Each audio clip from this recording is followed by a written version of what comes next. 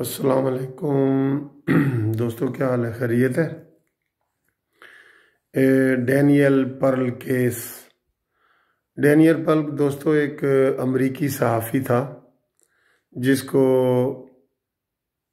आज से 18 साल पहले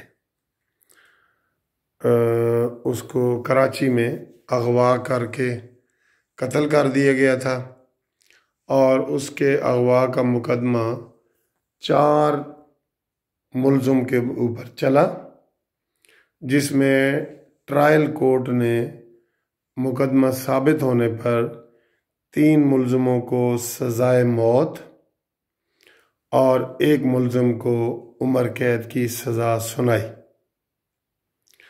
तो मुलज़िमों ने वो अपील की हुई थी, जो इतने लंबे अरसे के बाद जो है वो अपील सिंध हाई कोर्ट में लगी और सिंध हाई कोर्ट में सारी बहस मुबाहिसे के बाद सिंध हाई कोर्ट ने जो 3 कत्ल जिनको सजाए मौत हुई थी उन तीनों को बरी कर दिया और जिसको हुई थी उम्र कैद की सज़ा, उसकी सज़ा को कम करके 7 साल कर दिया। ठीक है। अब ये फैसला बज़ाहिर अजीब लगता है कि जिस बंदे को उन्होंने 7 साल की सज़ा की है उसके ऊपर इल्ज़ाम, ये सिंध हाई कोर्ट ने ये कहा है कि साबित होता है इल्ज़ाम उसके ऊपर कि उसने अगवा किया था। अच्छा, जब अगवा किया था, किडनैपिंग फॉर रैंसम, तो उसकी तो बजाते खुद जो किडनैपिंग है ना, उसकी इस जुर्म में सजाए मौत है, किडनैप फॉर रैंसम। ठीक है। अब जी परसों से ये सारी बहस चल रही है और ये वाकई हमें भी समझ नहीं आ रही थी बतौर वकील कि एक अगर वो अगवा हुआ है और उसकी डेड बॉडी उनसे बरामद हुई है तो अगवा हुआ है तो कोई जिंदा तो नहीं बच गया था।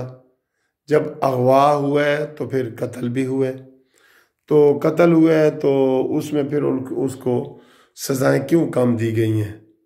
ये अब जो है ना, हम कानूनी हलकों में भी ये बहस हम कर रहे थे कि उसकी सज़ा हल्की नहीं बनती। अब क्या हुआ है कि जो 3 मुलज़िमों को बरी किया गया था 2 दिन पहले, वो निकल के चले गए। तो अमेरिका की हुकूमत ने शदीद एहतजाज की है हुकूमत पाकिस्तान से। उनकी एल्स वेल्स और वो जो दूसरे लोग हैं उन्होंने कहा है कि तुमने एक अमेरिकी के कातलों को किस हैसियत में छोड़ दी है। ये तो बज़ाहिर बड़ा अजीब केस है। उधर से आप कहते हैं अगवा भी हुआ है, तो अगवा हुआ है तो वो तो अगवा में ही कत्ल हो गया था, तो फिर कैसे उसको बरी कर दिया गया? तो उन्होंने क्या किया जनाब, अमेरिका ने कहा है कि नहीं, ये फैसला गलत हुआ है।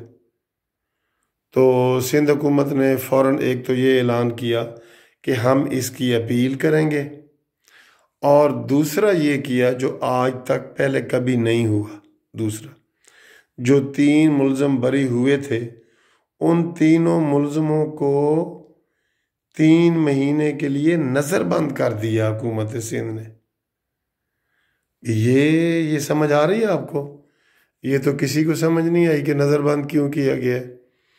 अब वो जी नज़रबंद है और हुकूमत सिंध ने ऐलान किया है कि वो 1-2 दिन में इसकी अपील करेंगे और अमेरिका को याद दहानी कराई है। और अमेरिका ने जो कि बड़ी खफगी और नाराज़गी का इजहार किया है, तो इसलिए उन मुलज़मान को जो बरी हो गए थे उनको अब नज़रबंद कर दिया है। और सिंध हुकूमत ने बहाना ये किया है कि नक्शे अमन का ख़तरा है। भाई किस चीज़ का नक्शे अमन का ख़तरा है? वो तो पाकिस्तानी हैं, उनको इधर छोड़ दिया गया है, वो तो अपने घरों में पहुंच गए हैं, तो उनको किस चीज़ का ख़तरा है? तो नक्शे अमन का कोई ख़तरा नहीं। इसमें अमेरिका का बड़ा शदीद दबाव आया है और उन्होंने कहा है कि जी तुम्हें, एक तो पहली बात है कि ये जुर्रत कैसे हुई कि आपने जो है ना उनको बरी किया, इसलिए फौरी तौर पे उनको गिरफ़्तार करो और इसकी अपील करो। तो सिंध हुकूमत जो है ना अब वो उसकी अपील कर रही है। तो ये इस हिसाब से बड़ा डिफरेंट केस था जो मैंने आपको इसकी स्टोरी सुनाई है। अब 1-2 दिन में अपील होगी। तो अब कानून तो ये है कि जब तक अपील का फैसला नहीं होता मुल्ज़म जो बाहर है उनको बाहर आज़ाद होना चाहिए। लेकिन ये बात हमारी हुकूमत जो है ना वो नहीं कर रही। वो तो बल्कि उनको जो आज़ाद किया गया है तो नज़रबंद कर दिया गया है। तो ये सारी सूरत हाल आपके सामने मैंने रखी है। तो आप देख लें कि जो ताकतवर होते हैं उनके लिए यहाँ पे कानून और है और गरीब का और है। और ये सारा वफाकी हुकूमत के कहने पे उनको नज़रबंद किया गया है। और अब वफाकी हुकूमत ही जो है ना इसकी जो है वो अपील कर रही है सुप्रीम कोर्ट में। तो अब ये बताएं नए पाकिस्तान वाले कि ये अमीर और गरीब का कानून आप कहते हैं कि एक जैसा होगा, तो अब वो एक जैसा तो नहीं रहा। तो ये काबिल गौर भी है, लम्हा फ़िक्रिया भी है।